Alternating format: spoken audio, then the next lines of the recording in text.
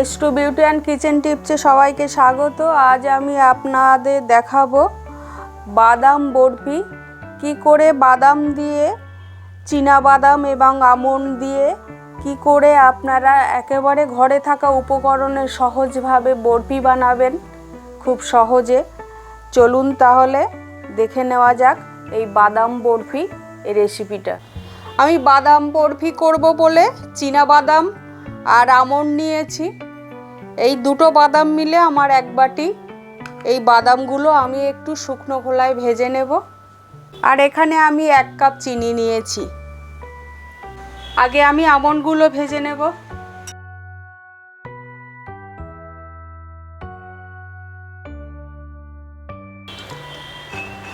এই বাদাম বরফি ভীষণ টেস্টি হয়। আপনারা বাড়িতে খুব সহজভাবে বানানো যায় এই বাদাম বরফি, আপনারা বাড়িতে বানাতে পারেন কম সময়ে এবং খুব অল্প উপকরণেই এগুলো হয়ে যায়। এবারে চীনা বাদামগুলো দিয়ে দেব। বাদামগুলো আমার ভেজে নেওয়া হয়ে গেছে।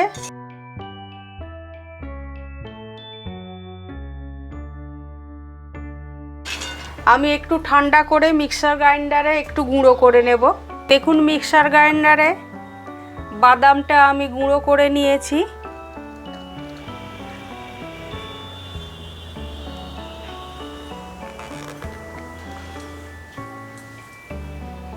কড়াইয়ে সেই 1 কাপ চিনি দিয়ে দিলাম, বড় 1 কাপ চিনি। এবারে আমি জল দিয়ে দেব।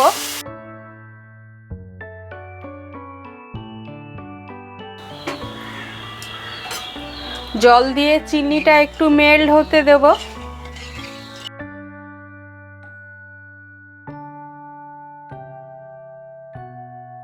দেখুন চিনিটা মেল্ট হয়ে গেছে, চিনির সিরাপটা আমার রেডি হয়ে গেছে। এবারে আমি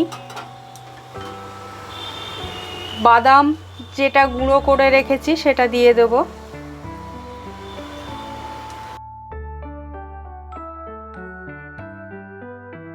হাফ চামচ এলাচ গুঁড়ো দেব, 2 চামচ ঘি দিয়ে দেব।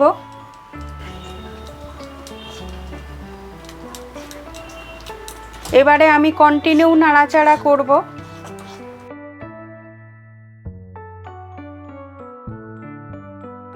আপনারা বিজয়া দশমী বা দীপাবলিতে এরকম বাদাম বরফি, সুস্বাদু বাদাম বরফি বাড়িতেই বানাতে পারেন। সময় দিয়ে ধৈর্য ধরে আমার এই বাদাম বরফি রেসিপিটা দেখার জন্য আপনাদের অনেক ধন্যবাদ। আবারও কোনো নতুন রেসিপি নিয়ে আমি আসব। দেখুন একটা আস্তে আস্তে ডো টাইপের হয়ে যাচ্ছে। দেখুন এভাবে কন্টিনিউ নাড়াচাড়া করতে হবে যেন কড়াইয়ের নিচেটা পুড়ে না যায় এই বাদামটা। দেখুন মোটামুটি একটা নরম ডো মতো তৈরি হয়েছে। এবারে আমি নামিয়ে নেব। দেখুন একটা বাটার পেপার নিয়েছি, বাটার পেপারে অল্প ঘি মেখে নিয়েছি। এবারে বাটার পেপারের ওপরে আমি এই বাদামটা তুলে দেব।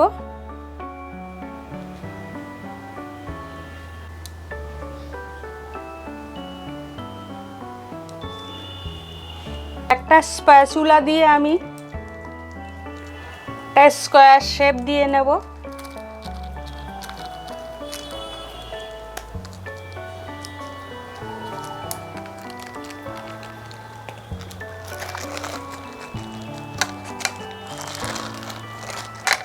বাটার পেপারটা দিয়ে আপনারা একটু এরকম চেপে মেখে নেবেন, তাতে বরফিটা ভালো হবে।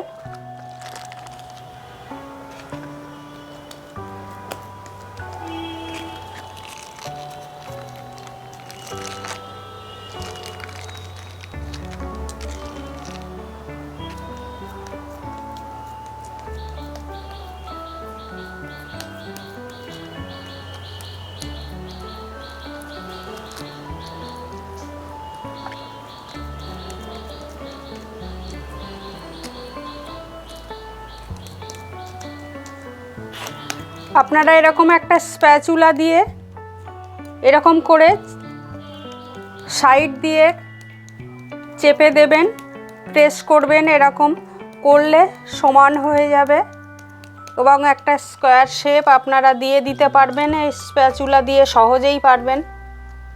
আমি খোসা সহ আমন্ডটা দিয়েছি বলে কালারটা এরকম হয়েছে।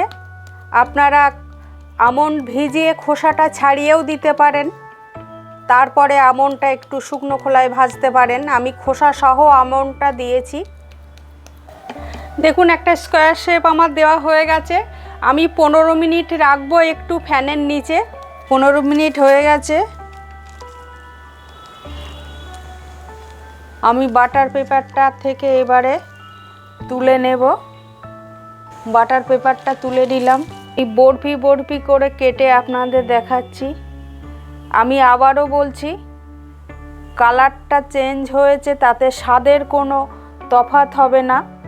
এই বাদাম বরফিতে আপনারা যদি আমন্ড খোসা সহ না দিয়ে একটু আমন্ডটা ভিজিয়ে যদি মিক্সার গ্রাইন্ডারে গুঁড়ো করেন, তাহলে এই বরফিটা সাদা হবে।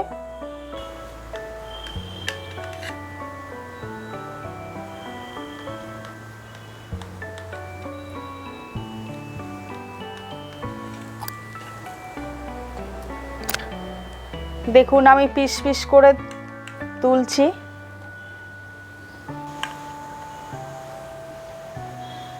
দেখুন বরফি বরফি করে কাটা হয়ে গেছে। আমি বরফি বরফি করে কেটে নিয়েছি। এইভাবে আপনারা বানাবেন। সবাই সুস্থ থাকবেন, ভালো থাকবেন।